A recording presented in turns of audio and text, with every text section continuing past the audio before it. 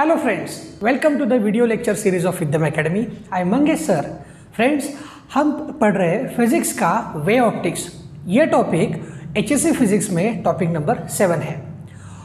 इससे पहले इस पर्टिकुलर चैप्टर के हमने कुछ वीडियो देख लिए हैं जिसमें हमने वेव्स की थ्योरी या फिर न्यूटन की थ्योरी को कंपेयर किया है. As well as last video में हमने इंटरफेरेंस और यंग्स डबल स्लिट एक्सपेरिमेंट इतना डेटा कंप्लीट किया है. अब आज हम देखने वाले हैं क्या ये इंटरफेरेंस हर एक वेव के लिए होता है या फिर इसके लिए कुछ रिस्ट्रिक्शन है. If you want to understand this concept thoroughly, then first of all we have to revise the previous concept of Young's double slit experiment. तो हम सिर्फ एक मिनट में देखते हैं Young's double slit experiment था क्या. आपके पास था एक प्राइमरी सोर्स आपको लाइट इमिट कर देता था और प्राइमरी सोर्स का यूज करके हमने दो स्लिट बनाए थे. स्लिट क्या था? स्लिट था छोटा सा ओपनिंग, है ना, जहाँ से लाइट पास होती थी और उसको हमने फाइन बीम निकालने के लिए कोशिश की थी. इस वजह से ये डिस्टेंस था वो बहुत ही छोटा था. तो distance between slit is known as D. ये जो डिस्टेंस है स्लिट के बीच में इसको हमने नाम दिया डी. याद रखना यहाँ पे दो डी आर है, एक का नाम छोटा डी है और एक का बड़ा वाला. Now what will happen again, those light waves will move from these slits and will interfere in between the region of slit and screen and you will observe interference pattern on screen. तो कैसा था ये pattern? वहाँ पे हमें points दिख रहे थे ना, या फिर हम कह सकते हैं कि बैंड दिख रहे थे. ब्राइट डार्क ब्राइट ऐसे हमें बैंड दिख रहे थे हर एक जगह. ठीक है, तो क्या हुआ ये था कि यहाँ बीच में इंटरफेरेंस हुआ था. अगर हम स्ट्रिक्टली बात करें तो इंटरफेरेंस था कंस्ट्रक्टिव या फिर डिस्ट्रक्टिव. तो अब क्वेश्चन माइंड में ये है कि हर एक लाइट के लिए ये इस टाइप का इंटरफेरेंस होता है क्या? Answer is no. Necessary condition क्या है? नेसेसरी कंडीशन है कि अगर आपको इंटरफेरेंस पैटर्न बनाना है तो कोहेरेंट सोर्सेस चाहिए. कोहेरेंट मतलब क्या? जो दो लाइट इंटरफेयर करने वाली है वो एक ही सोर्स से निकली हुई चाहिए, मतलब वो सेम फेज में रहे. हाँ, तो ये है necessary condition for steady interference pattern. दूसरी बात, two interfering waves must be monochromatic. मतलब क्या? हर एक जो वेव है उसकी वेवलेंथ क्या होनी चाहिए?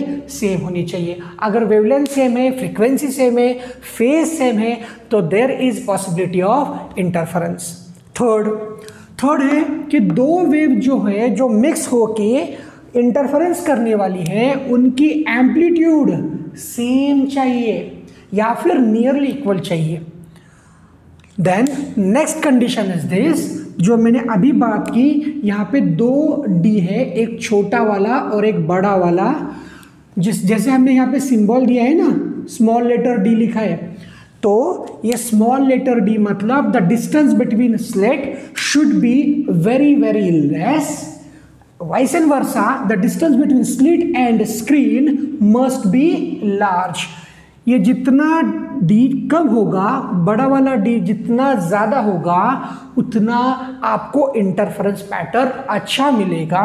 मैंने यहाँ पे कुछ इसकी वैल्यूज़ भी लिखी थी. वो ऐसी थी कि जो स्मॉल डी वाला डिस्टेंस है वो नियर अबाउट मिलीमीटर में रहेगा और वो कैपिटल वाला डी जो है वो इन टर्म्स ऑफ कुछ मीटर रहेगा. ठीक है, अब सेकेंड लास्ट पॉइंट, ये जो स्लिट है वो जितनी नैरो हो उतना अच्छा. मतलब क्या? ये हमने सारे कंडीशन अभी तो फॉलो कर दिए, मगर हमारे पास जो स्लिट है वो अगर नैरो नहीं होगी तो हमें फाइन बीम नहीं मिलेगी. अगर फाइन बीम नहीं मिलेगी तो हमें यहाँ पे हो सकता है कि इंटरफेरेंस पैटर्न मिले मगर वो ब्लर फॉर्मेट में रहे. तो उसके लिए कंडीशन है कि जितनी स्लिट छोटी हो उतना अच्छा है. और लास्ट, ये सारे के सारे कंडीशन हमने फॉलो कर लिए मगर दो जो वेव्स है वो सेम स्टेट ऑफ पोलराइजेशन में नहीं है तो हमें इंटरफेरेंस पैटर्न नहीं मिलेगा। अब सेम स्टेट ऑफ पोलराइजेशन मतलब क्या, ऑलरेडी वीडियो नंबर 3 में मैंने पोलराइजेशन को एक्सप्लेन किया है, वहाँ पे कुछ डाउट हो तो आप देख सकते हो हमारा वीडियो नंबर 3 वे ऑप्टिक्स का। मगर रिवीजन के तौर पर ये बताता हूँ मैं, मान लो कि मेरे पास पहली वेव वर्टिकल ऑसिलेशन दिखा रही है या फिर वर्टिकल प्लेन में ऑसिलेशन हो रहा है और दूसरे वेव का हॉरिजॉन्टल प्लेन में हो रहा है, ऐसे केस में इंटरफेरेंस नहीं हो सकता। सो स्ट्रिक्टली दोनों वेव्स आइदर वर्टिकल या फिर हॉरिजॉन्टल प्लेन में चाहिए। अगर ये सारे के सारी चीज़ या फिर सारे के सारे पॉइंट्स कंप्लीट हो या फिर सेटिस्फाइड हो, then and then only you are going to observe steady interference pattern on the screen. बच्चों याद रखना, ये वाला क्वेश्चन अगर थ्योरी में आए तो 2 मार्क्स के लिए आ सकता है, at the same time multiple choice में भी ये पूछा जा सकता है। Now we will try to understand how one can generate coherent sources. अब देखो कोहेरेंट में आपको क्या करना है कि 2 मेथड्स दिए हैं, जहाँ पे पहली मेथड है लॉयड्स मिरर और दूसरा है फ्रेस्नेल्स बाइप्रिज्म। बच्चों याद रखना, लॉयड हो या फिर फ्रेस्नेल हो, ये साइंटिस्ट के ही नाम है। इन्होंने पहले टाइम पे ये एक मेथड दिया था सिर्फ कोहेरेंट सोर्सेस के लिए, इतना ही है, बाकी ऐसा कुछ अलग नाम का कोई रिलेशन नहीं है। मगर लॉयड्स मिरर क्या रहता है, इट्स नॉर्मल मिरर, सिर्फ जिस एंगल में आप मिरर यूज़ कर रहे हो ना, ये बहुत इंपॉर्टेंट है। As you can see in the diagram, this certain such kind of assembly is known as a Lloyd's mirror.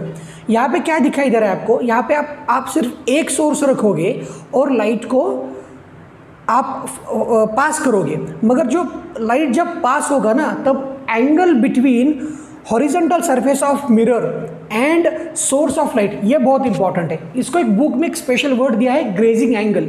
Grazing angle क्या होता है, जब आप सरफेस के नियर लाइट पास करते हो, बहुत ही छोटा एंगल बनता है, कुछ मिनट से लेके कुछ डिग्रीज तक, उस टाइप के एंगल को हम बताते हैं ग्रेजिंग एंगल। तो लाइट जो है वो ऑलमोस्ट हॉरिजॉन्टली पास हुआ है, but out of total light some of the rays will directly go and hit the screen, whereas some of remaining ray will reflect from the surface। तो अब क्या होगा, जो स्क्रीन है, स्क्रीन के वहाँ पर जो ऑब्जर्वर है उसको क्या लगेगा कि एक्चुअली देर 2 टाइप का लाइट आ रहा है। कैसे आ रहा है, जैसे डायग्राम में आपको दिखाई दे रहा है, जो ब्लू वाला डायरेक्टली इंसिडेंट हुआ और जो रेड वाला था वो रिफ्लेक्ट होके जा रहा है। तो ऑब्जर्वर को एक फील आएगा यहाँ पे 2 टाइप के अलग अलग सोर्सेस है, मतलब एक रियल सोर्स है और एक वर्चुअल सोर्स है, बट एक्चुअली जो लाइट रहेगा उसका वेवलेंथ, फ्रीक्वेंसी या फेज सेम ही रहेगा। सो इस काइंड के एपरेटस को हम लॉयड्स मिरर बोलते हैं। दूसरा है फ्रेस्नेल्स बाइप्रिज्म। ये बहुत ही एक फेमस टाइप का प्रिज्म है। तो बाय मतलब आपको आइडिया होगा, बाय मतलब 2। यहाँ पे 2 अलग अलग टाइप के प्रिज्म यूज़ किए हैं, जिसको हम जोड़ने के बाद बाय प्रिज्म बोलते हैं।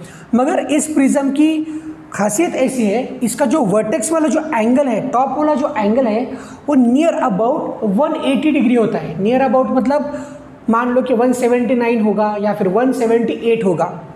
तो इस टाइप का जो मिरर है वो हमने यूज़ किया और वहाँ पे सिर्फ हमने एक साइड से लाइट उसके ऊपर इंसिडेंट कर दिया है।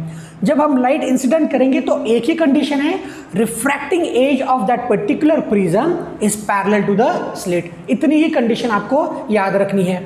और जब लाइट प्रिज्म से पास होके स्क्रीन की तरफ जाएगा, स्क्रीन के यहाँ जो ऑब्जर्वर है उसे लगेगा कि एक्चुअली लाइट 2 अलग अलग जगह से आ रहे हैं। ये क्योंकि ये 2 प्रिज्म का जो डाइवर्जन है वो ऑब्जर्वर को ये फील देगा। बस इस टाइप का क्वेश्चन भी आपको 2 मार्क्स के लिए आ सकता है। वो पूछ सकते हैं कि कोहेरेंट सोर्सेस के मेथड्स क्या है, तो 2 अलग अलग मेथड के बारे में आपको लिखना पड़ेगा। आने वाली वीडियो में हम देखने वाले हैं what do you mean by diffraction, और उसके लिए कुछ मैथमेटिकल फॉर्मुलेशन भी करने वाले हैं। Till then good bye, thank you.